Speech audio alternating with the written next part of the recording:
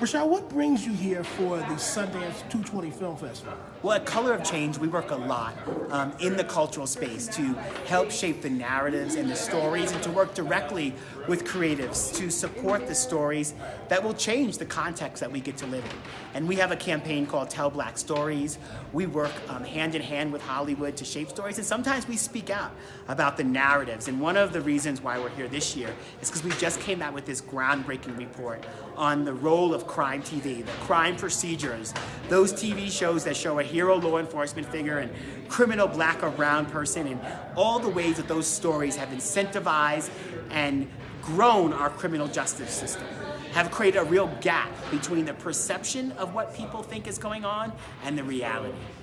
You were here today at the Black House presentation. It was a packed house. It was stacked all the way. Yes. People coming in, they couldn't get enough of it. So when you're here at a presentation like this, are you reaching out to people, or are you just trying to inform? What is your goals when you're at something like this at the Black House Sundance event? Our goal at the Black House is to take the kind of awareness and move it to action, to reach people in very clear ways and help them sort of understand things that we're working on, and then hopefully invite them in to act with us, to raise their voices, to engage. I felt like I was in a room of people that could have been on the stage there themselves, and many of them have years of work and following, and what I really hoped was to invite them into the work of fighting back against the normalization of injustice.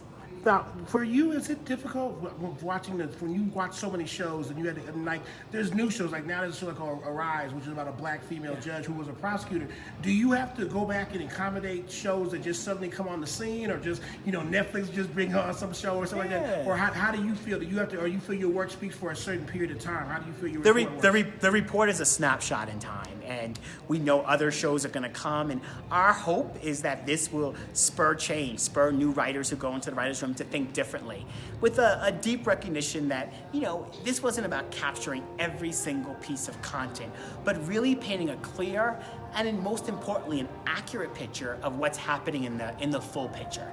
And then hopefully giving people real ways that they can change what they're seeing. For the last 20 years in this country, violent crime has steadily went down.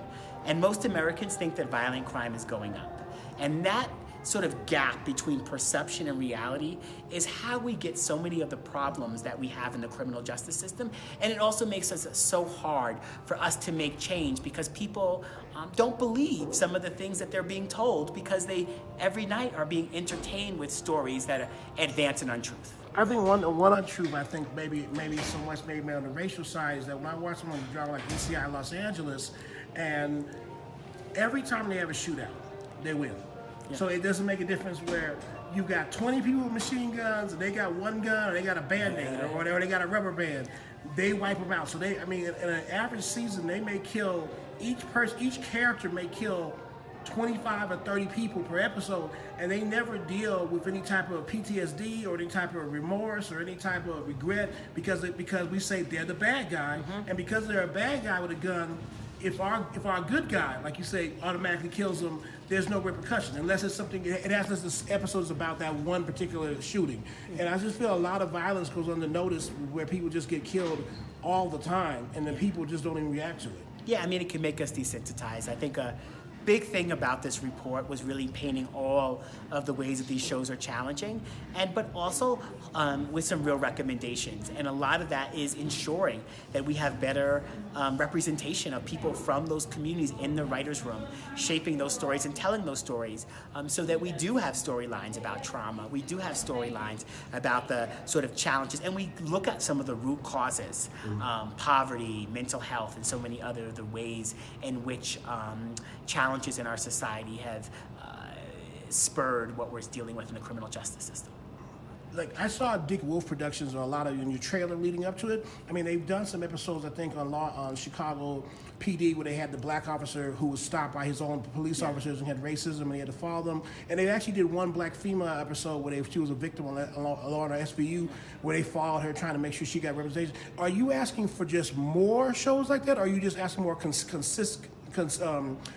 fairness or consistency for those type of shows? Sometimes the one episode that they do is like the exception that almost proves the rule, right? They do one episode, but then they go back to doing what they were doing before and almost show that sort of one situation as an anomaly. Because oftentimes what we end up in the larger society is that when there's a police misconduct, what we end up hearing from police departments is it's one bad apple or it was an isolated situation. And so these shows, by giving us like one episode out of a couple of seasons where there's one of those episodes, actually lends credence to this idea that it's one bad apple or isolated incidents, and it's not sort of the everyday occurrence that we recognize it is in communities. And in your book, you have a quote in there actually that says that if a black female is the victim, people turn off.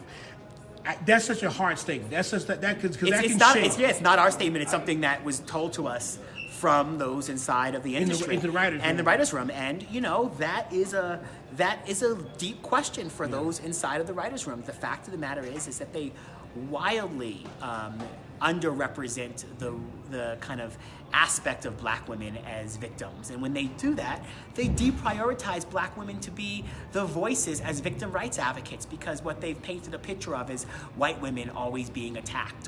And when we know is that when black women are victims rights advocates, they're actually oftentimes asking for something very different out of the system. Restorative justice, investment in poverty and mental health.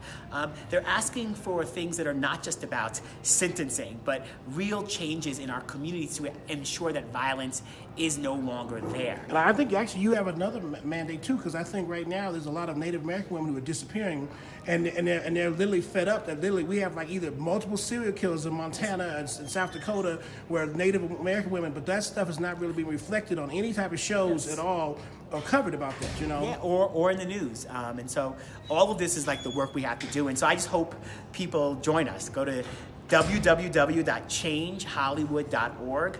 Follow us at colorofchange.org. Follow me at Rashad Robinson. Or text the word injustice to 225568. The word injustice to 225568 and join our efforts. And where can they get the report at? Where can They can get the report at www.changehollywood.org.